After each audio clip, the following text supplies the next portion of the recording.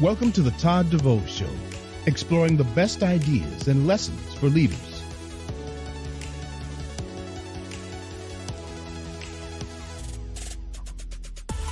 Good morning, good afternoon, depending on where you are at in this fine land. And today we have some pretty great conversation coming up with a good friend of mine, Dr. Randal Collins. He is the president of the All Hazards Incident Management Team. And this week at their national conference, they announced that they are creating the All Hazards Incident Management Team Association Incident Management Certification System. And so they're creating a certificate for emergency management or for incident management teams. And I think it's something that's been a long time coming. I think we need more of this, not less. And well, Randy, welcome to the show. Hey, always good to be on. Thanks so much for having me.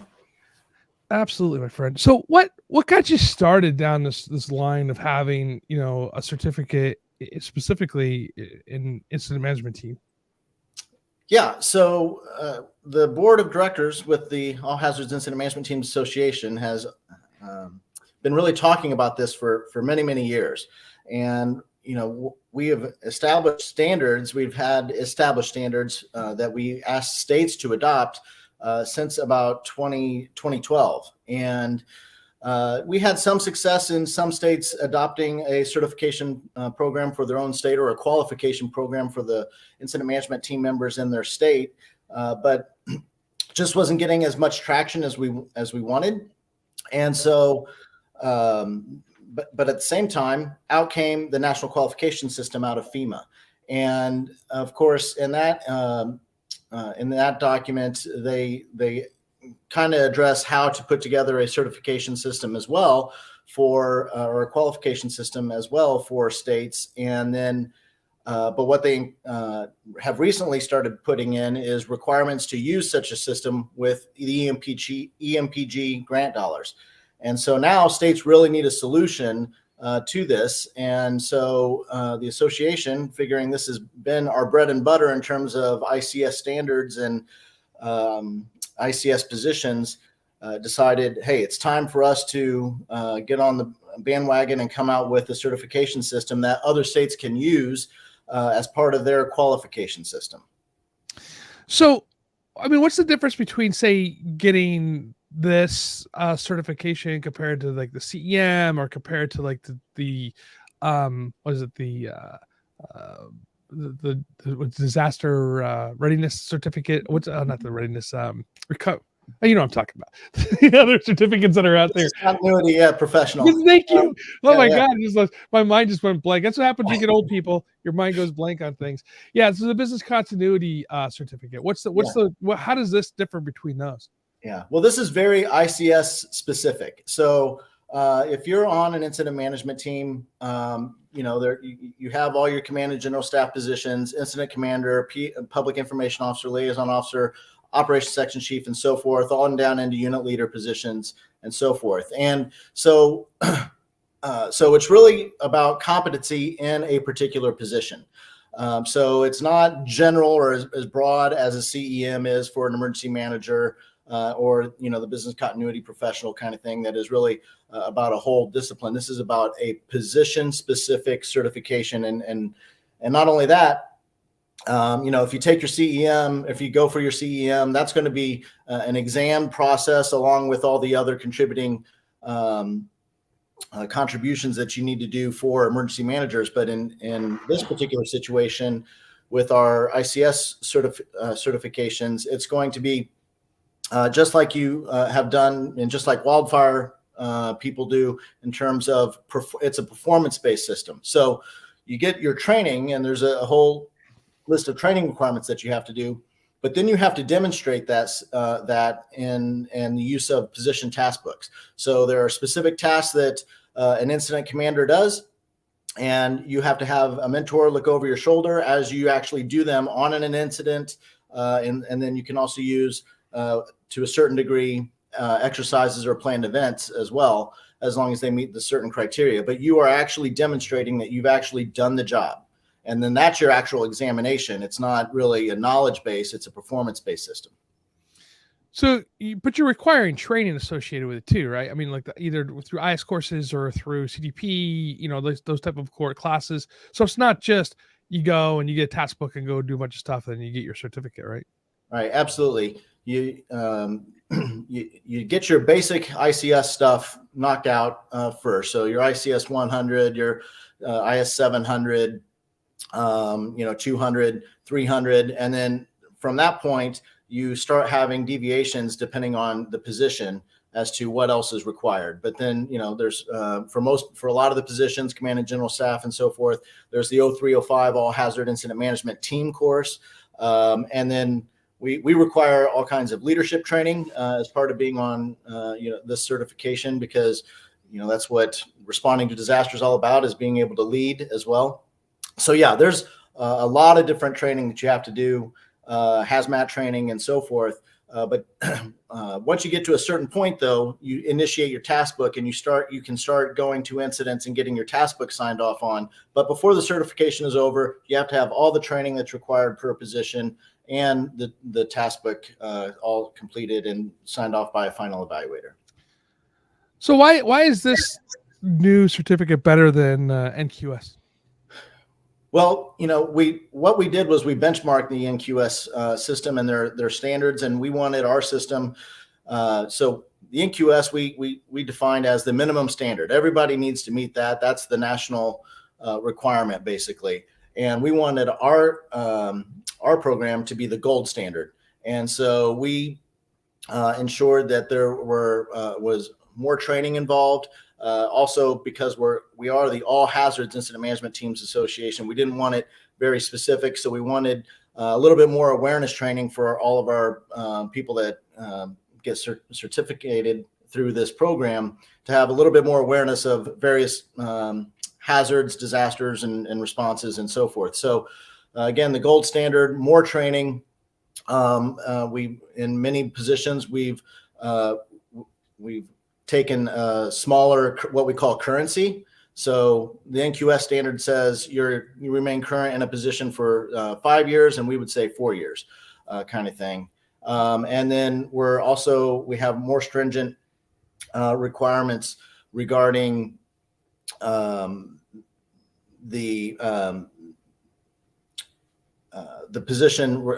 position training. So some of the positions don't, for instance, documentation unit leader.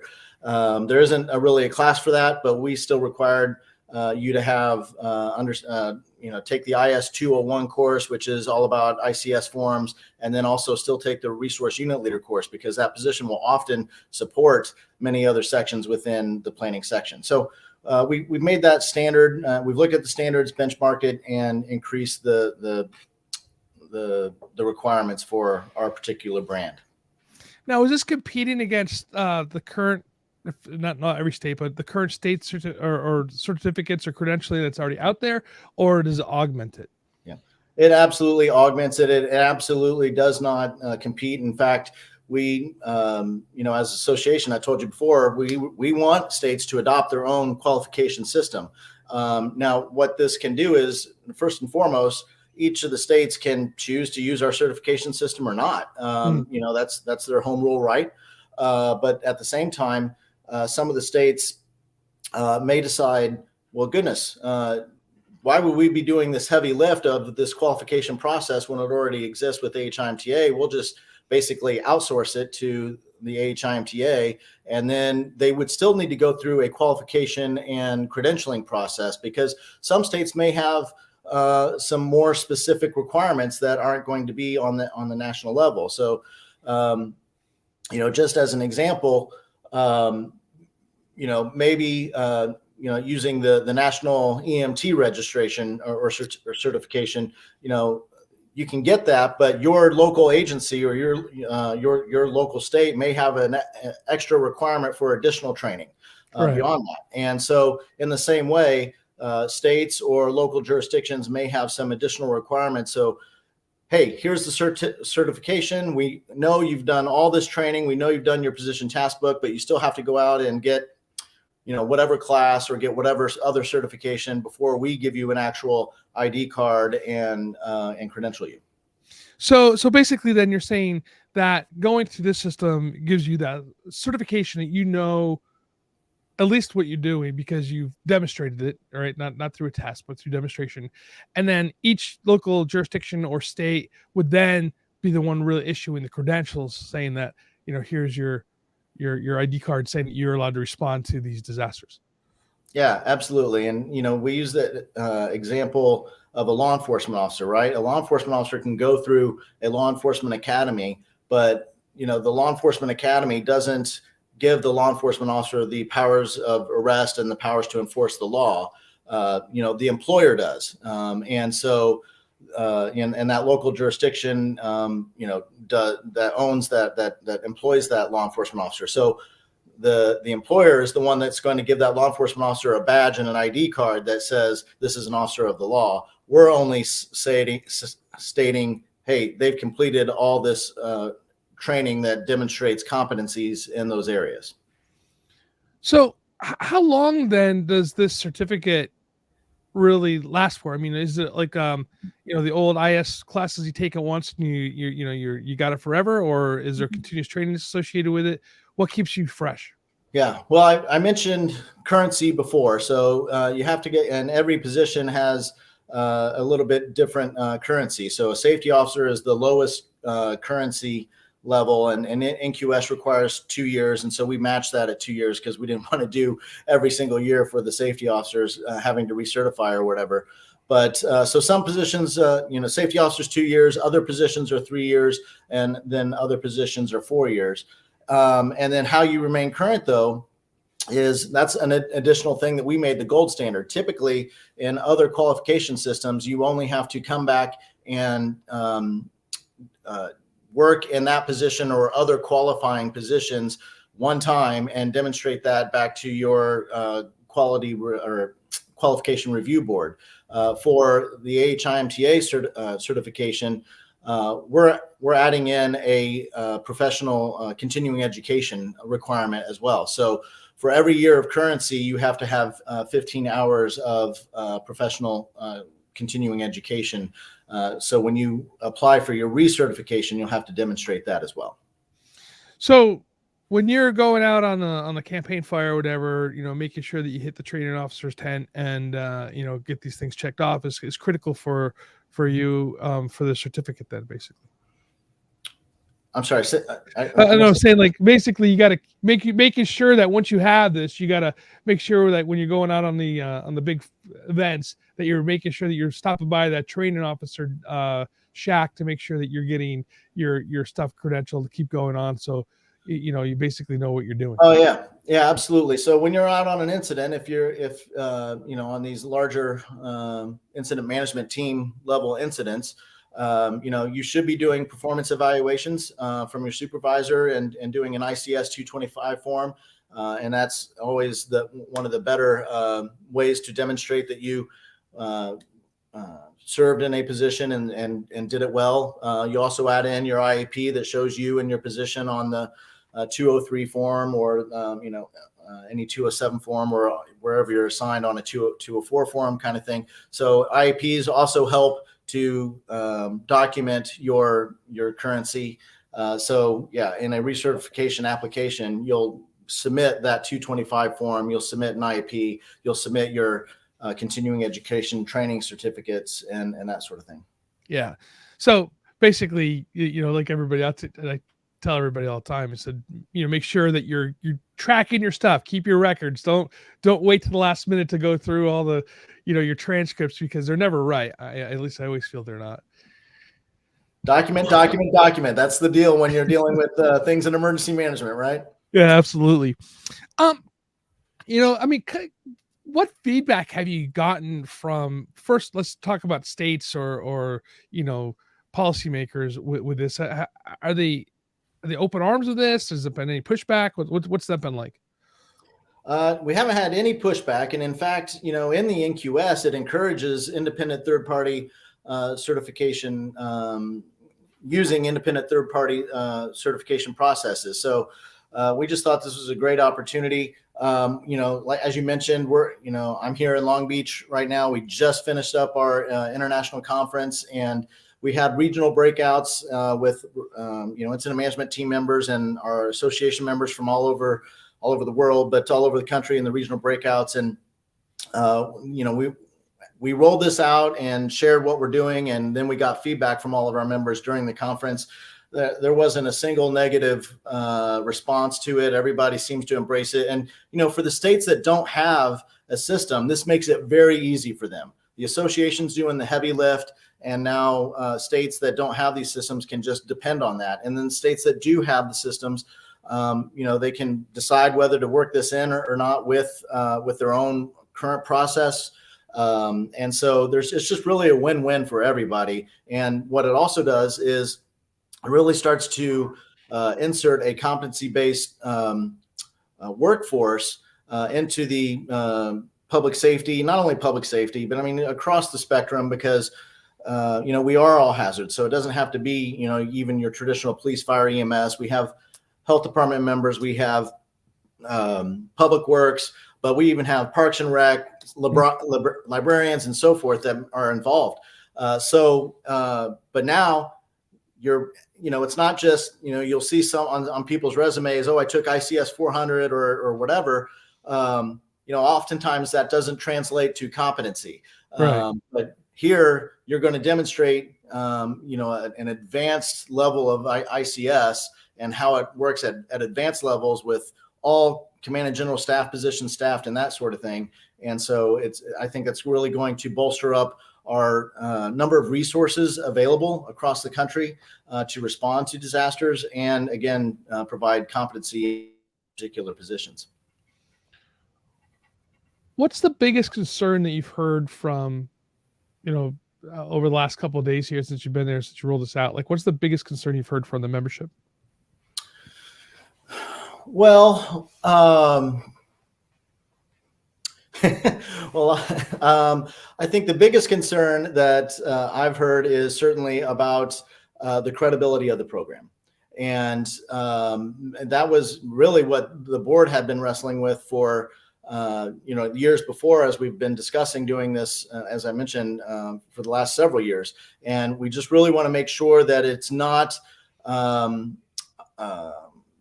it's not a good old boys club. It's that, people are signing each other's stuff off or whatever on position task books. We need to really make sure that, the task books are done in a way that we can also verify that the people that are signing off on those tasks actually know what they're doing. And that it's not just your friend signing off on a position task book for another friend, even though they haven't demonstrated those capabilities. So, and that's something that we obviously are taking a very hard look at, and we're hoping to actually get final evaluators to pre-register with us with their credentials, whether they're red carded in the wildfire arena, or maybe they're already qualified in some other system, their own state system. And so we want to make sure that all of our evaluators are people that do know ICS when they see it and can sign off effectively on those task books. What's your rollout plan? I mean, not plan, but rollout timeline. Well, we're in a beta phase, or a pilot phase, if you will. We just announced it. So we have a certification system document that really defines the standards. It's in draft form. We have committees that have been, we have what we call our IQS committee, or Incident Qualification System Committee, that is the ones that establish standards long before FEMA did with the NQS system. So they're going to take a look at the draft, and we're going to make updates to it. And then we have a few committees that we need to put together, one being the certification committee, of course. And so we're looking for our members to fill that, and the board will be working on appointing the chair and filling the certification committee. And I hope that we'll have our first application process within probably about the next 6 months to take applications, and then our first certification committee convening by the end of the year. And then hopefully the second certification round committee convening at our next conference in Atlantic City next year around the same time. Have you spoken to the wildland fire guys in Fire Scope? Well, we are tied at the hip. If you were here at the conference here in Long Beach, you would have seen that first 2 days we had ESF4 represented doing a day and a half long meeting in our meeting space. We have a board liaison from the NWCG that sits on our board, and so they've been at the table with regards to this certification program, and also announced this year at the conference was U.S. Forest Service is giving us a grant. So we're really excited about that. And thank you to the U.S. Forest Service for supporting us in terms of developing all hazardous incident management teams. So we're definitely tied at the hip with a lot of different of the committees and a lot of different of the stakeholders in the wildland arena. And they're in full support of what we're doing and think it's only going to help them not only in the wildland world, but oftentimes during peak op tempo times when fires are going and hurricanes are going at the same time, they get stretched really thin, and so they would love to see a little bit of the pressure taken off of their all hazards missions as well. Yeah, it's amazing how we could have raining storms in one part of the country and just we're out here in California and just like burning up. What does EMI think of this? I haven't really talked to EMI and their leadership, especially Bob Patrick, who oversees the position-specific training, directly about it. I unfortunately, I saw him before we made the announcement at the conference. He was at our conference and spoke several times, but I wasn't able to circle back with him and touch base with him. I will say that, when he did his national update at our conference, he talked about having EMI has put out or has awarded 25,000 position-specific trained certificates to people. But we know that we don't have 25,000 certified people in a particular position. So there is a gap there, a huge gap. He brought that up while he was speaking. So I can only assume that they're really excited about having an opportunity to it's not just about the training, but it's about building capability. And in my conversations with him, I know he supports that. And so I think that they think this is going to be a force multiplier for, the country in terms of building resources and capability.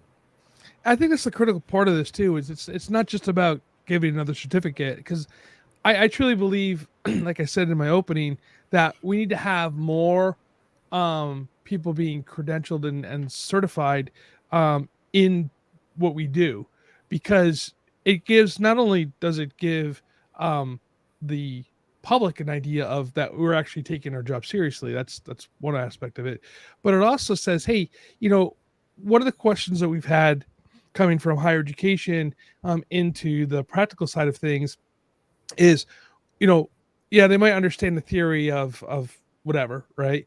But do they understand how to practically put this in? And this really shows that you have the practical application and you know what you're doing. And when you show up to a job or you show up to an incident and you have your the certificate, that they go, okay, cool. At least we know that you're, like you said before, it doesn't mean that you're good, it doesn't mean that you're bad, but it means at least you know what you're doing, right. of some level. Is that what you're kind of looking for with this? Yeah, absolutely. I mean, just in the same way that a CEM doesn't ensure that you are, the best emergency manager ever. It measures a certain level of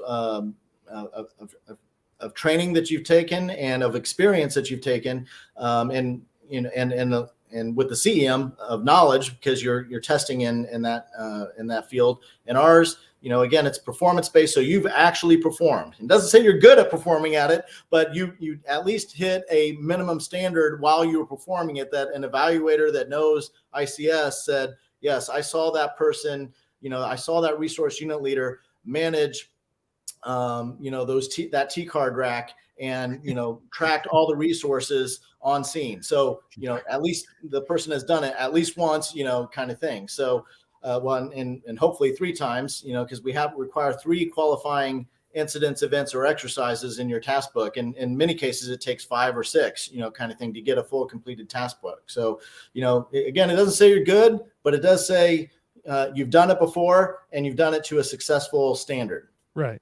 And to be honest with you, I mean, look at, we have, nationally certified paramedics and even locally certified paramedics, whatever. And it doesn't necessarily mean that they're the best at medicine that's out there, but at least that they've passed the class and gone through the standards, and they should have some knowledge.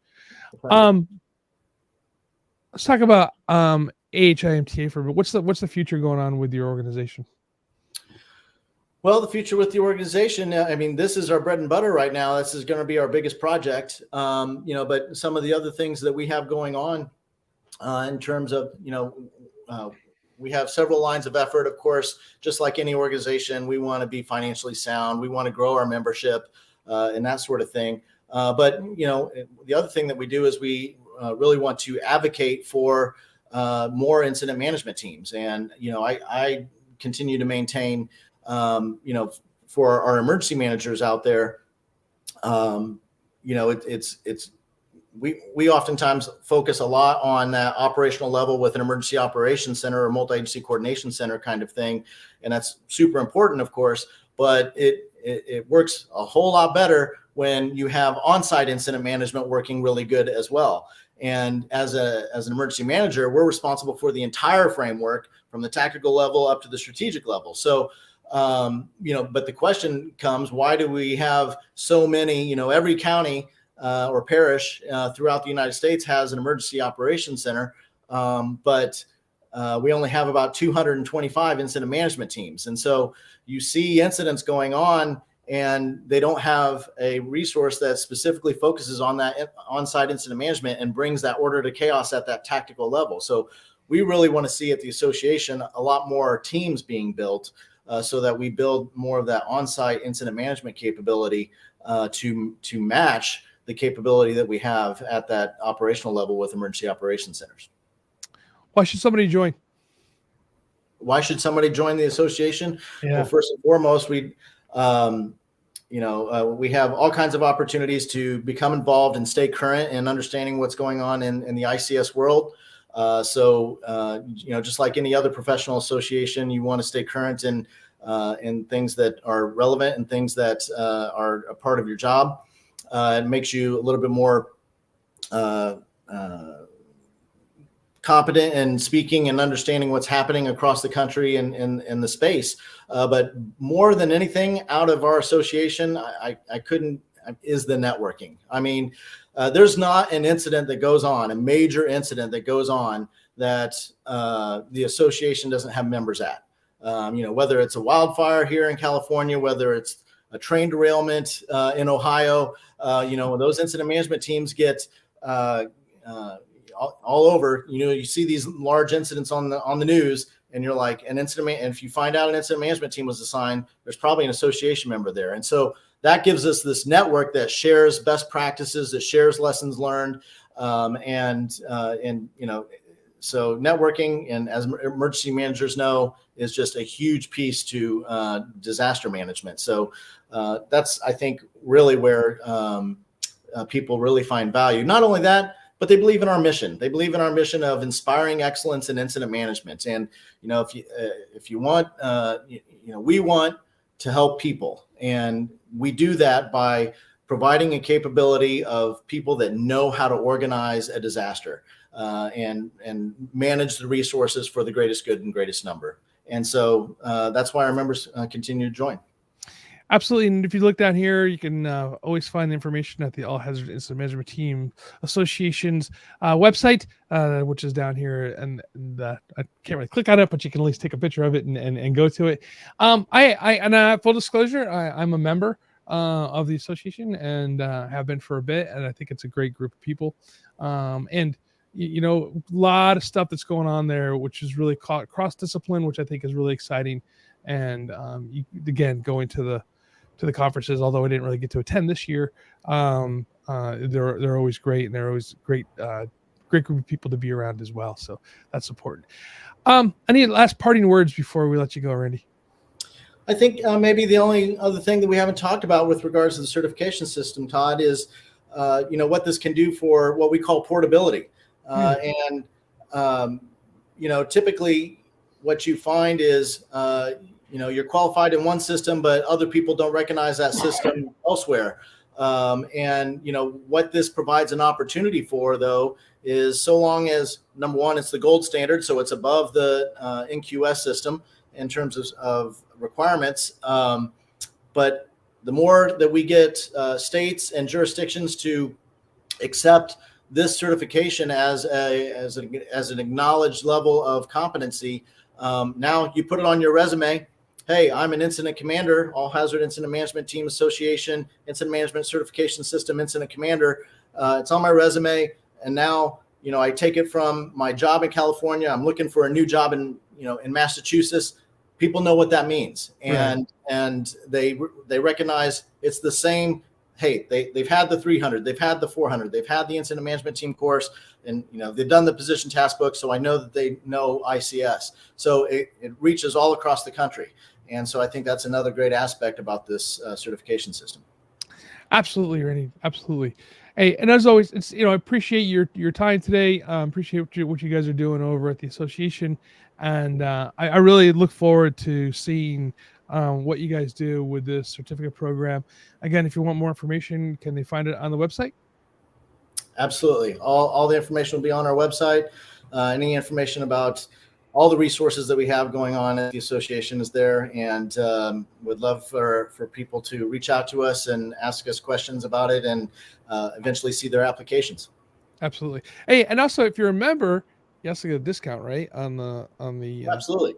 I mean, we haven't determined the cost yet, but we know members are going to pay less for the certification than non-members. So that's the most important thing right there. All right, ready. Hey, thanks for your time, and we'll be right back with you. Hey, everybody, thank you again for spending time with us today. I do appreciate everything that you're doing out there. Appreciate the support. And if you have time, go over to the Emergency Management Network, and you can grab us also on Substack to keep up with what's happening around the world when it comes to emergency management. And again, we will see you next week.